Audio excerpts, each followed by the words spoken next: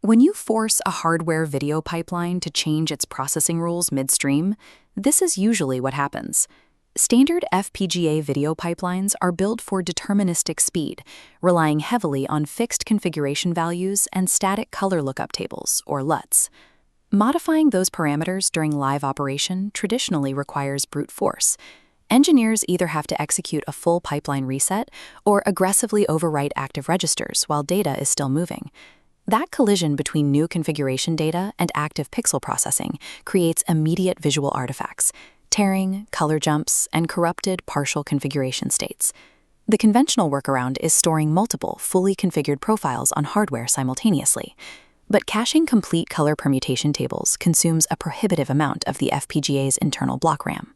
We are going to look at a runtime-adaptive FPGA architecture that solves this by completely decoupling configuration memory from the active data path. By treating memory, command execution, and hardware activation as isolated processes, the system executes real-time color profile switching without dropping a single frame. This illustrates the physical limits of an FPGA's block RAM. Loading it with complete RGB lookup tables quickly saturates the hardware. Because standard color palettes map every possible red, green, and blue combination, storing complete variations for dynamic switching exhausts memory blocks almost immediately. The first structural solution to this memory bottleneck is the color boundary analyzer. Rather than querying a massive absolute RGB table, this logic block analyzes every incoming pixel on the fly. It splits the pixel into distinct channels and sorts them by their relative intensities, designating a maximum, middle, and minimum value.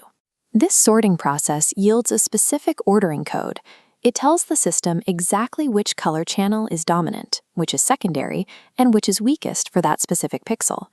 With the relative order established, the system no longer needs to store every possible color combination.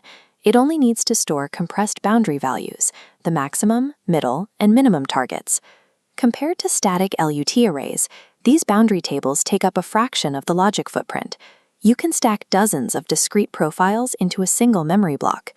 Decoupling absolute color values from physical channel mapping eliminates the memory bloat, freeing the hardware to cache vast arrays of adaptive profiles.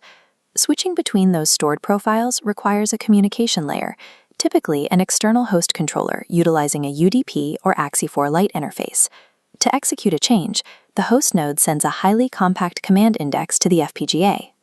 This packet simply highlights which preloaded boundary profile to activate. The selected boundary profile immediately feeds forward into the dynamic channel remapping module. This module translates those compressed relative boundary values back into absolute RGB video. Drawing on the ordering code generated earlier, the module assigns the maximum, middle, and minimum target values back to their physical red, green, and blue hardware lines.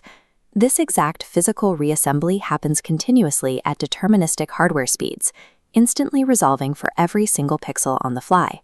Because the mapping is handled dynamically, one compressed profile can accurately process entirely different RGB dominance patterns across an image. Command-indexed selection paired with dynamic remapping provides instant profile switching with negligible overhead. But we still have to address the original problem. Why does writing new configuration data ruin mid-frame video? To prevent midstream artifacts, this architecture utilizes a double-buffered shadow register, shown here operating alongside the active data path. When a new configuration packet arrives from the host, it is strictly routed into the inactive shadow bank. During this loading phase, the active bank remains completely isolated, processing live video at full speed without interference. Once the entire payload is verified in the shadow memory, the system asserts a write complete flag. But the hardware does not swap banks yet. An activation controller monitors the stream to dictate when a transition is mathematically safe.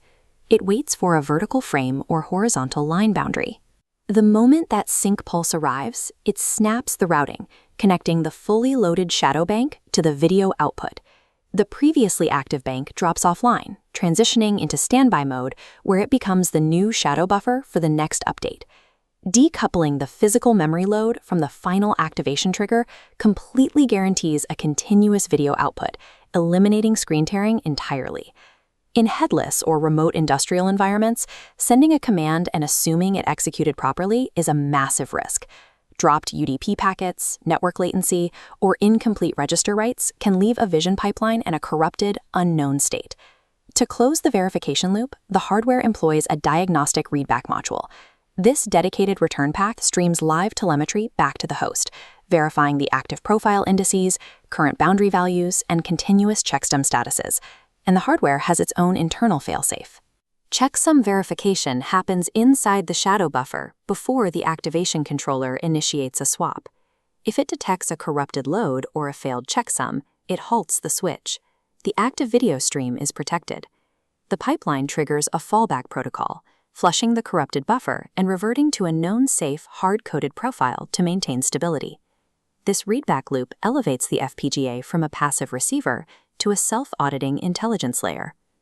Looking at the complete pipeline, we see an architecture designed entirely around continuity. Memory bloat is eliminated by compressing full LUTs into target boundary values based on real-time pixel analysis. Processing artifacts are eliminated by writing new parameters strictly to isolated shadow buffers, locking activation to sync boundaries. And blind execution errors are eliminated by the continuous diagnostic readback loop. This level of extreme determinism combined with live flexibility is a strict requirement at the edges of industrial deployment. Automated machine vision, high-speed industrial inspection, robotics, and live broadcast engineering rely entirely on continuous stream integrity. They cannot afford dropped frames or visual glitches just to tune a color channel. By decoupling configuration updates from the physical video data path, this architecture resolves the long-standing conflict between rigid hardware timing and the demand for dynamic, real-time control.